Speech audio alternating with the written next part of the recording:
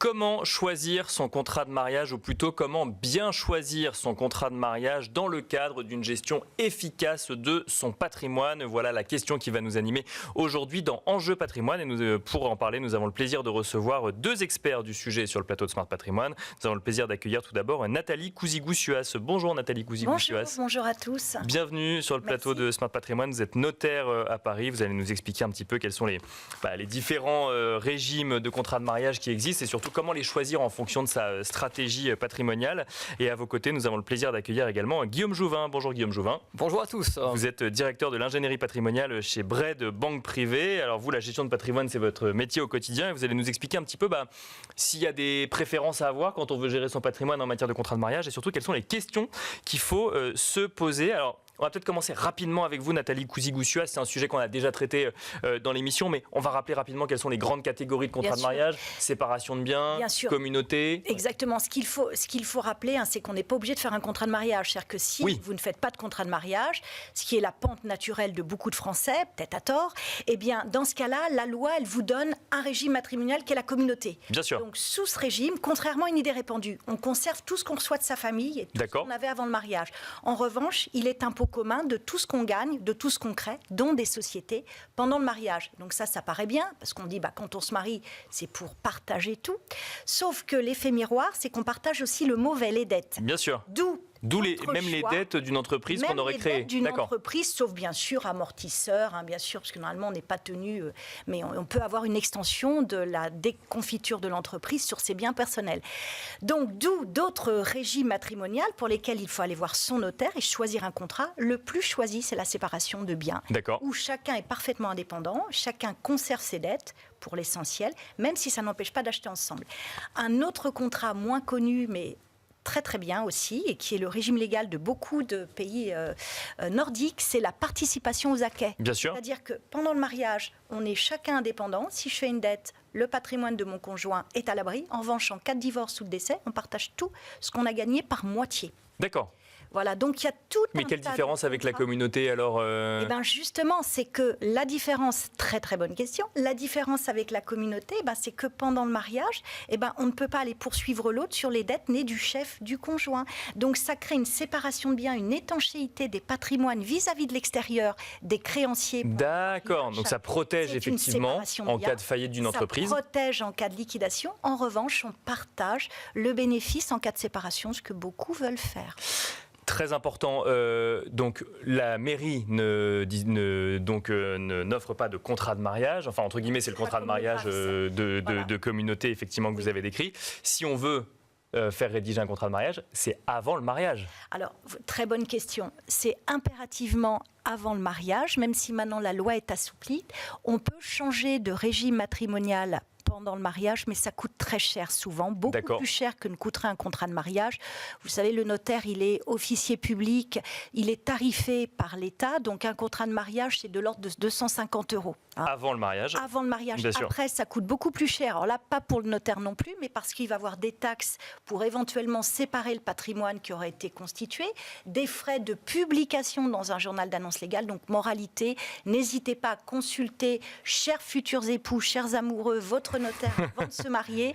Ça coûte beaucoup moins cher entre le choix de la robe et le choix de la pièce montée. C'est très important. Et il vaut mieux effectivement l'anticiper plutôt que le jour où on se retrouve très endetté et qu'on veut protéger son conjoint, devoir dépenser des sommes, effectivement. On le voit souvent, les notaires de France. Souvent, je vois apparaître un jeune couple ou moins jeune qui me dit on vient, on ne sait pas trop pourquoi. C'est notre comptable qui nous a conseillé de venir vous voir. Je dis à tous les coups, effectivement, ils ne se sont pas renseignés avant. Il y en a un, madame ou monsieur, qui crée son entreprise, et puis le comptable, bien avisé, leur dit attention, si vous faites de mauvaises affaires, c'est le patrimoine qui va être.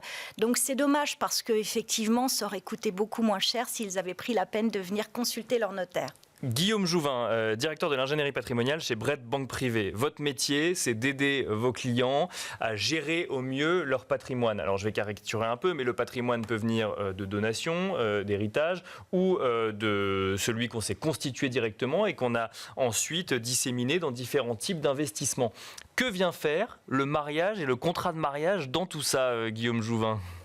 Alors, le régime matrimonial, avant tout, ça permet de composer le patrimoine de chacun des époux. D'accord. Ça répond donc à cette question-là. Qu'est-ce qui m'appartient ? qu'est-ce qui appartient aux deux, qu'est-ce qui appartient à l'autre.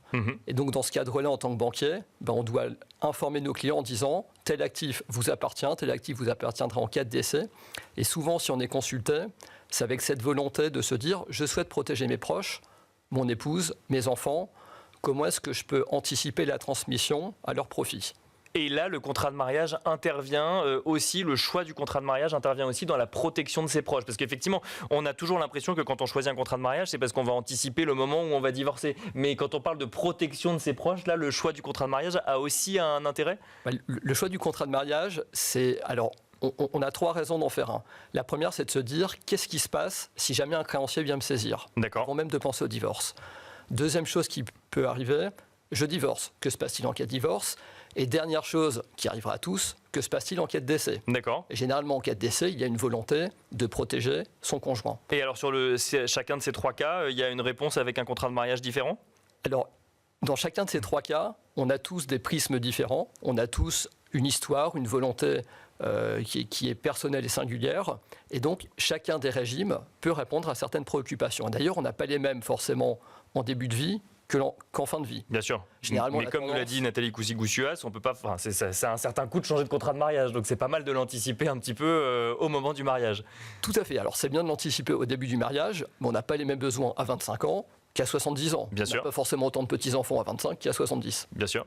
Et ça, le choix du contrat de mariage, par exemple, sur la volonté de transmettre à des petits-enfants, ça a une incidence. Qu'on soit en séparation de biens, en communauté de biens ou en participation aux acquêts, ça a une incidence. Tout à fait. Alors, si je veux faire une tendance, et je ne veux pas rentrer dans des caricatures, mais on a plutôt tendance, en début de mariage, de prendre un régime plutôt protecteur en se disant « je protège mon patrimoine vis-à-vis des créanciers ». D'accord. Et lorsque le patrimoine est établi, que le mariage a fait ses preuves également, qu'on a gardé le même conjoint pendant suffisamment de temps. On a passé la période d'essai, c'est ça ? On a passé la période d'essai. Là, à ce moment-là, on a une tendance à vouloir tout mettre en commun pour partager, pour transmettre aux enfants, à la famille, et également à protéger son conjoint en se disant si jamais il m'arrive un accident, je veux que mon conjoint survivant que j'ai aimé soit protégé. C'est intéressant ça, Nathalie Coucy-Goussuas. Vous le voyez, effectivement, peut-être effectivement, on est plus jeune, on a envie de prendre des risques en créant une entreprise, on a envie de protéger son conjoint, on a un patrimoine qui est peut-être moins élevé à ce moment-là, donc on sait qu'on a, entre guillemets, plus à perdre. Et au fil de l'évolution de la vie, on se dit finalement on va mettre en commun parce qu'on n'est plus qu'une seule entité, entre guillemets, même si ça l'était normalement depuis le mariage. Mais ça permet à la fois de faciliter les transmissions patrimoniales vis-à-vis des descendants, d'une part, et puis d'autre part aussi de protéger le conjoint, parce que vous pouvez aménager votre régime matrimonial. J'ai par exemple beaucoup de couples qui me disent voilà, en fait on était en séparation de biens parce que moi ma femme était médecin, on a voulu protéger contre d'éventuels déboires financiers. Et puis aujourd'hui, il se trouve que moi, monsieur, j'ai hérité de ma famille. Et le patrimoine penche énormément du côté de monsieur. Dans ce cas-là, si monsieur décide de donner une partie de ses biens reçus auprès des enfants communs, vous savez qu'on peut donner à ses enfants 100 000 euros par parent et par enfant. Bien sûr. Ce faisant, même s'il ne faut pas que ce soit requalifié en abus de droit, on peut apporter à une société d'acquêt ces biens-là pour à la fois protéger le survivant et lui conférer par exemple une certaine partie et puis redistribuer au profit de tous les enfants de sorte que les abattements proviennent à la fois de madame et de monsieur. Donc on peut doubler la donation si tant est qu'on en ait les moyens. On peut doubler la donation. Bien sûr, il ne faut pas faire ça parce qu'effectivement, il y a de l'abus de droit. Bien sûr. Il ne faut pas faire ça uniquement dans un but essentiellement fiscal, mais il y a beaucoup effectivement de remaniements de patrimoine qui sont faits aussi pour ça. Où vous avez aussi des clauses d'aménagement où on dit voilà, je vais faire des donations, mais par exemple, je veux que la résidence principale, ça soit une clause d'attribution exclusive, de prélèvement, ce qu'on appelle le préciput, pour la résidence principale au profit de mon conjoint. D'accord. S'en disposer totalement. Il y a tout un tas, effectivement, le contrat ou l'aménagement du contrat, parce que ce qu'on parle de contrat, là, c'est la modification du contrat en cours d'instance, ça permet aussi de redistribuer les cartes patrimoniales pour parvenir au but de transmission et de protection. J'ai une question également sur l'héritage, mais on y viendra dans un instant. Guillaume Jouvin, juste avant, quand on fait de l'ingénierie patrimoniale, effectivement, le contrat de mariage, c'est un sujet. J'imagine que ce n'est pas forcément le seul sujet. Dans quel moment de la discussion avec vos clients, ça peut être un point bloquant ? Alors, ce n'est jamais un point bloquant. D'accord, c'est juste qu'on s'adapte. On s'adapte et on informe. D'accord. Ça nous arrive parfois d'apprendre des choses. Par exemple, le régime de communauté légale. Vous ne faites pas de contrat de mariage. Donc, tous les biens reçus par donation-succession sont propres. Les biens acquis avant le mariage sont propres. Tout le reste est commun. D'accord. et notamment sont communs les revenus issus des biens propres. Donc si vous avez un époux qui a un patrimoine personnel avec des loyers par exemple, eh bien les loyers tombent directement dans la communauté. D'accord. J'ai hérité d'un ou deux appartements que je mets en location depuis 20 ans, j'ai des loyers depuis 20 ans, je pense que c'est mon héritage, donc mes loyers, pas du tout. Comme on est mariés, ça appartient à tous les deux. Exactement. Et si vous avez acheté d'autres biens avec ces loyers, ils tombent dans le périmètre. D'accord. Et si j'ai utilisé cet argent, effectivement, pour m'acheter, je ne sais pas moi, une voiture ou un téléphone, le bien est commun. C'est commun. D'accord. Exactement. En cas de divorce. En cas de divorce, c'est commun. Même chose pour les stock options et les actions gratuites, le plan épargne entreprise. Ça a beau être sur un compte personnel de l'époux qui travaille, ça reste. Ou de la femme. Changeons d'exemple. Mettons une femme qui travaille et qui effectivement reçoive des stock options ou une participation ou un intéressement. Tout est C'est commun. Dans le régime alors que c'est le fruit du travail de la femme uniquement. Oui, parce qu'en communauté, le fruit du travail est commun. D'accord, ok. Voilà, donc on a quand même ce devoir d'information. Et une fois qu'on a dit que tout était commun, généralement pour protéger le conjoint... On appelle un notaire, c'est ça? C'est beaucoup plus simple. Alors on appelle un notaire, oui bien sûr, soit pour changer le régime matrimonial, soit pour faire un testament éventuellement.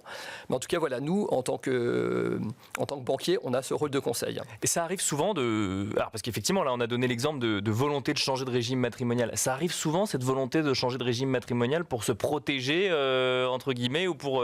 parce que vous avez donné l'exemple, effectivement, où on passe de séparation à communauté dans un but de transmission.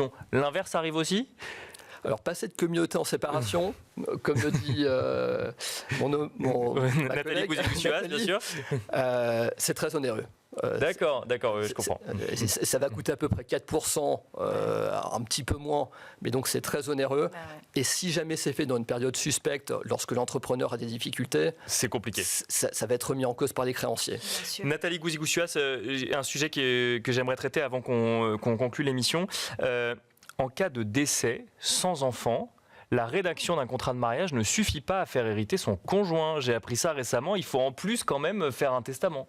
Alors, ce qu'il faut savoir, c'est qu'il faut avoir en tête que même si on peut protéger le conjoint via un contrat de mariage, par exemple, avec des clauses d'attribution de tout ou partie de biens au profit du conjoint, en fait, le Code civil, il détermine aussi les héritiers qui n'ont rien à voir avec le contrat. Par exemple, si quelqu'un qui n'a pas d'enfant et qui laisse encore son papa et sa maman, sans testament, le conjoint va avoir la moitié de tout le patrimoine.